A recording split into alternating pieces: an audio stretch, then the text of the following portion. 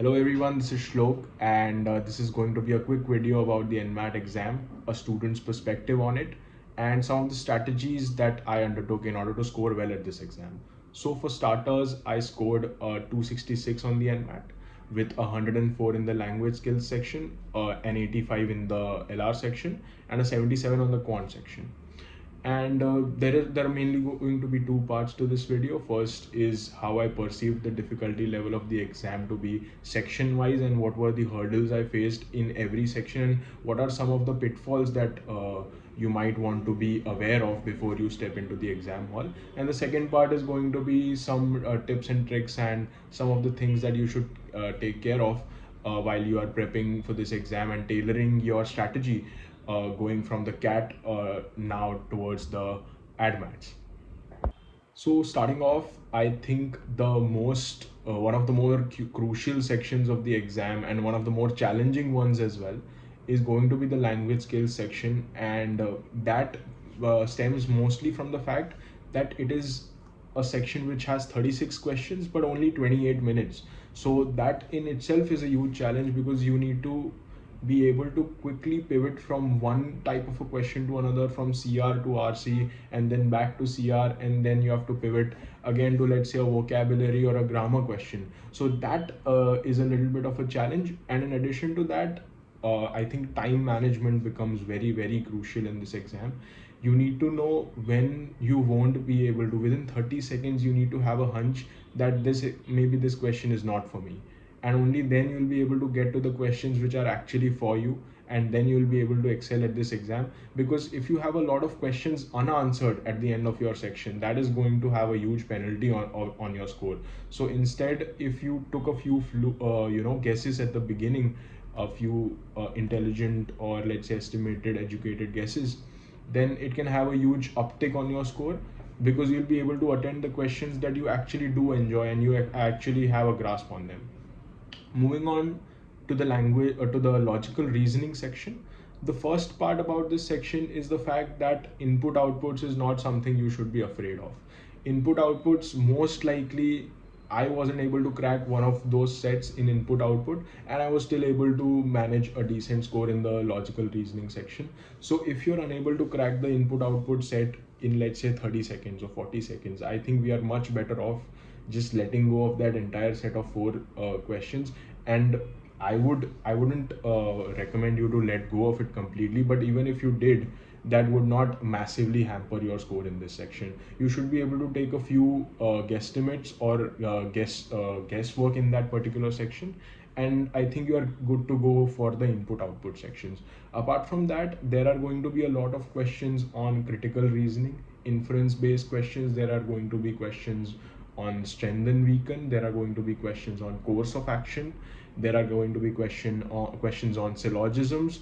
There are going to be visual reasoning questions. So I think these are the other types of questions that you should be well prepared of. You should be aware of these question types, and you shouldn't be overly focused on the series type of questions or input output questions, which are sort of the hallmark of this particular exam. So that was one of the key takeaways for this particular section, as well as for all the sections, that if you aren't able to crack a particular question, it is very wise to move on, and you should not be fixated on any particular question. And moving on from that, the quant skills section, I think one of the most important skills in the quant skills section is going to be approximation, especially in those DI sets. The numbers are not going to be divisible and you would feel like giving up looking at the calculations. But if you were able to round off the numerator and the denominator even just by a few digits up and down, you should be able to manage yourself, and you shouldn't second guess yourself. If you have an answer, let's say your answer comes out to be 16% and there is a 17% in the options, but there is also 19%, so you shouldn't be like, okay, should I maybe check my work again? Just go ahead, mark the 17% on answer and move on, because there are going to be a lot more questions ahead of you, and I don't, it's not a good strategy if you were to miss out on a few questions because you started second guessing your work and so on. So that is one more thing I wanted to highlight. Coming on to the difficulty level of this exam, Starting off with the language skills section, I think the RCs were good quality. They were not something that were readily understandable, and the questions were also very well framed, they were well made. So they would take a while for you to answer them. And also be prepared for 3 RCs in your language skills section, which is something that can be difficult, especially because it's just 28 minutes. So that is one of the more challenging aspects of the language skills section. For the vocabulary part, I did not really prepare anything, and I think it is sort of a futile exercise to prepare for vocabulary, because even if you try to learn as many words as you can, to be able to recall them and it is not really realistic. So you need to maybe focus more on the critical reasoning questions. You need to focus more maybe on the critical reasoning questions that come in later in the logical reasoning section, and that should really take care of the lot of uh, maybe your limitations in vocabulary or grammar. Grammar is something I think that can be worked upon even if you have, let's say, your exam planned out in the next 10 days. And for grammar, I would really recommend you go for sentence correction questions that were a part of the GMAT until last year. That really helped me out with learning grammar. And the CR Bible by Power Score really helped me out in the logical reasoning section also. So that was one part about the difficulty level of the language skills section. The logical reasoning section was more or less the same with what we have seen in the mocks, the official mocks, the IMS mocks, and so on. And the quant skills section was also at par. I wouldn't say that the questions were drastically more difficult or much more easier than the mocks. But language skills was definitely a notch above. The parajumbles were quite tricky. The options were quite tricky to eliminate. There were multiple, and you might think that maybe you've identified the starter to a particular parajumble. That is not going to be enough for you to eliminate a lot of options, because many a times you have 3 options with one starter and 2 options with another starter. So they are a little bit tricky, but if you put your mind to it and you do some educated guessing, I think you should be able to get it. Moving on, how do we prepare for this exam if we have it coming in, let's say, on the 10th of December or in the next 15 days? So my go-to would be to give as many mocks as possible, because this is a speed-based exam and time is going to be your most crucial commodity. And if you can sort of put a timer in your head where at any point of time, if you are solving a question and if you cross your particular time limit that you have set for this question, you can immediately realize that I'm going above that time limit and you can move on to the next question. So for you to inculcate that sense of time, I think giving as many mocks as possible is going to be a very important exercise. So at least 10 to 12 mocks of the NMAT. One is the free official mock, which is slightly on the easier side. The paid mocks, paid mock 1 and paid mock 2, which are also official mocks, those are at par with the NMAT. And the IMS mocks, the algorithm is also very accurate. The scoring algorithm is quite accurate for the IMS mocks.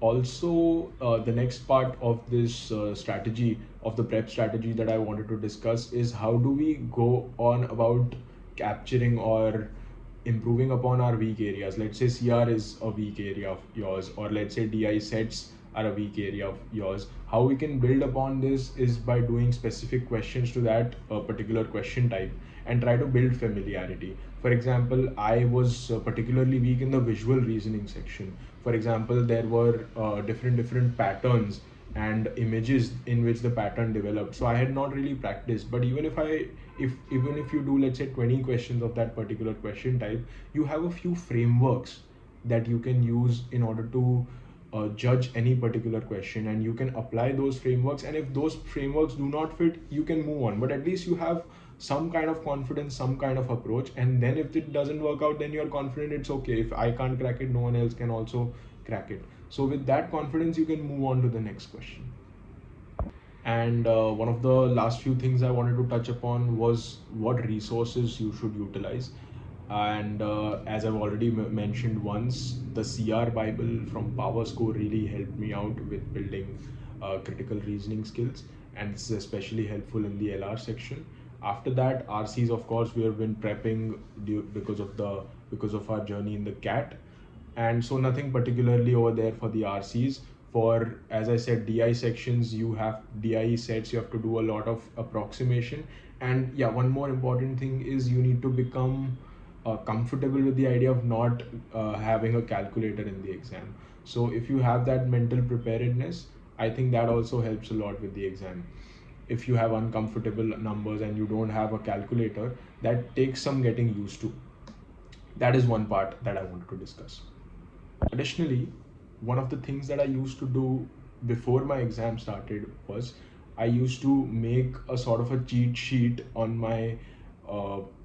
my rough sheet, wherein I would write all the letters and I would write the particular numbers that correspond with those letters, because I couldn't recall, let's say, the letter S has the number 19 corresponding to it. So that is one of the letters that I do remember, but I can't remember all of them. And I think that is the case for a lot of people. So if you already have this cheat sheet written down, then you can easily spot patterns later on in the paper in the LR section and so on. So that really helps me out. And in addition to that, I also made a little diagram with a circle and north, south, east, west, all those directions written out. So whenever one of those questions comes in, you don't really need to rack your head and think what direction is which way is northeast, which way is southwest, and it is foolproof if you already have a little diagram that you've already made. So that is, I think, really helpful. So moving on, the one of the sections that I was earlier addressing, the resources that one can use to prepare. So I mostly focused on the mocks, and I would advise the same to anyone who's been a confident aspirant for the CAT and is scoring somewhere in the range of 230s, 220s is also fine. You can carry on with just taking mocks and not doing anything specific for this exam. But if maybe you're in the range of 200s, maybe 210s, maybe 190s, I would say focusing on grammar would really help out. Focusing on speed reading through a passage in order to get a gist of the passage is really going to help out. And additionally, some of the logical reasoning question types, such as course of action, inference, strengthen, weaken, etc., that is going to really help out.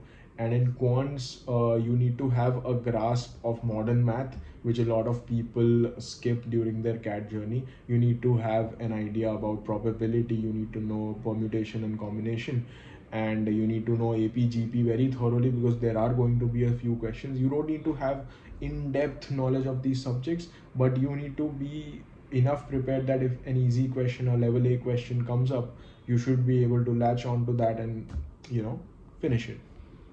So that is one aspect that I would want everyone to refresh in their prep strategy. So to wrap things up, the last point I wanted to make was about the exam taking experience and being prepared for any contingencies or any unforeseen circumstances that might arise. So for example, during my exam, I had a Wi-Fi box right next to my table, my computer, and it was making a continuous but peculiar sound that was really disturbing.